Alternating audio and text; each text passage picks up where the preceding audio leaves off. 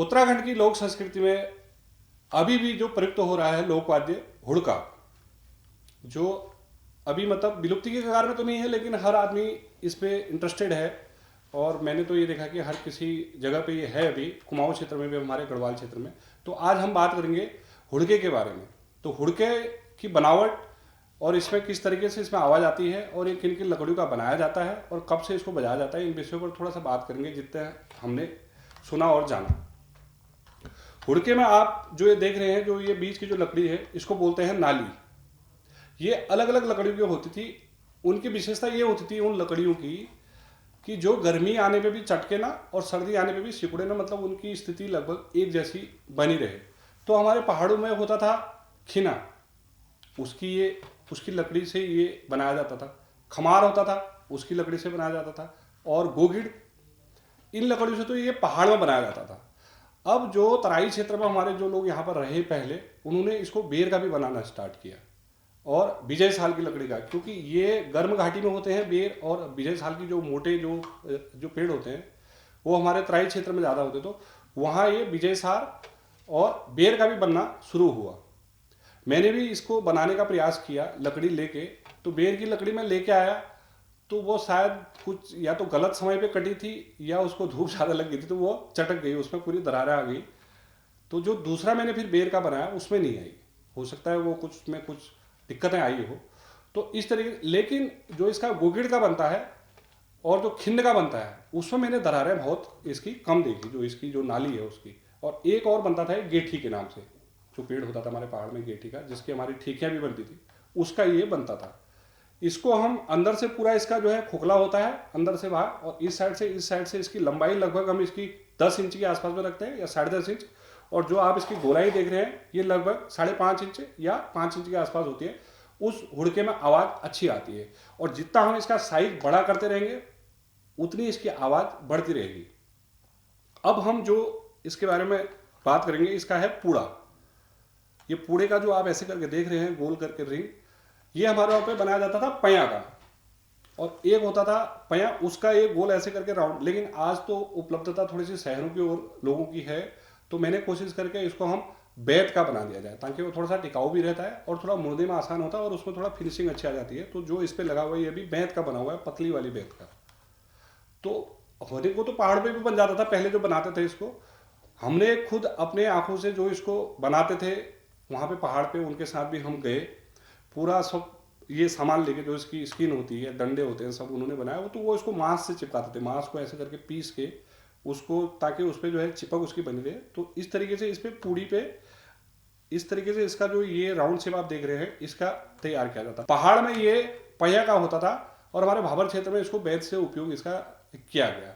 अब जो इसमें स्किन लगती है, जो आप ये देख रहे हैं, ये जो बकरी के अंदर का जो आमाशय होता है, उसकी बाहर की स्किन को निकाला जाता था। उसका कारण ये था कि हुड़के में जितनी पतली स्किन होगी उसकी साउंड उतनी अच्छी रहेगी, क्योंकि जो पुराने वादक थे उन्होंने इस पर डायरेक्ट बकरी की खाल भी चढ़ाई होगी, तो उसे साउंड उतनी प्रॉपर साउंड नहीं आई। तो फिर जो पतली हमें स्किन कहाँ से मिले, उसका फिर उन लोगों ने देखा और उनका प्रयास किया।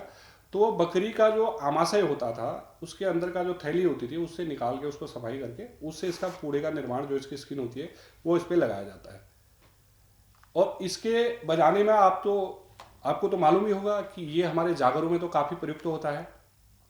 और अगर ये जागरों में बगैर हुड़के के तो जागर लगना मुश्किल है, लेकिन कई जागर ऐसे हैं जो हमारे डोर में भी लगते हैं, ढोल में भी लगते हैं, लेकिन अधिकतर हमारे कुमाऊं क्षेत्र में जागर विधा हुड़क में ही लगती है।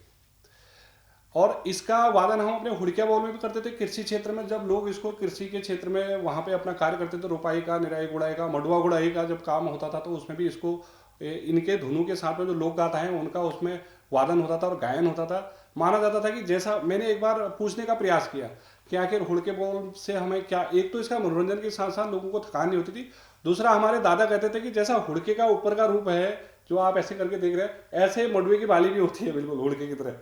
तो जैसा मतलब संगीत सुनेंगे देखेंगे जो, तो हमारी जो उससे जो निकलने वाली चीज़ है जो हम रोपण कर रहे हैं, उसमें भी अच्छी फसल उसकी होगी, कहने का मतलब ये है उसका। तो ये हमारे कृषि में भी उपयोग होता था। तो इसका वादन कैसे होता था वो मैं आपको जरा सुनाऊंगा।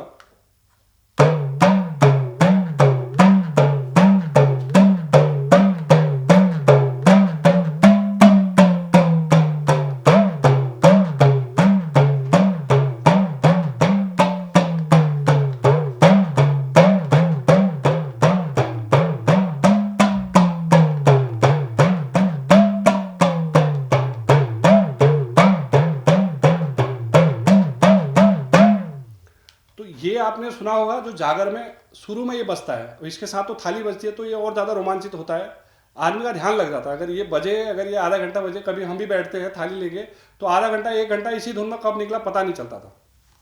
तो इसके बाद जब हम इसको फोक की तरफ थोड़ा सा नृत्य की ओर को ले जाते हैं तो इसमें इस तरीके की, इसमें जो है, जो इसके बोल है या इसके जो ताल है वो इस तरीके का बजता है।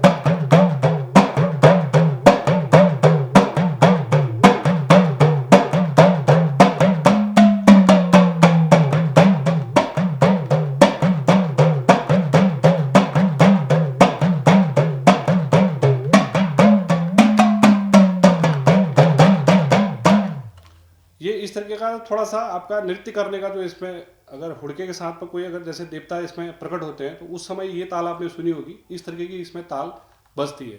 अब हम इसको भिन्नता से देखें, जैसे इसमें हम कहरवा बजाएं, रूपक बजाएं, तो जिस तरीके से ताल है इसमें सारी तालें इसमें बजती है। ये हमारा एक विशेष नृत्य होता है चांचरी, जोड़ा चांचरी। तो उसमें जो हुड़का वादन होता था वो कैसे बजता था वो आपको जरा सुनाते हैं।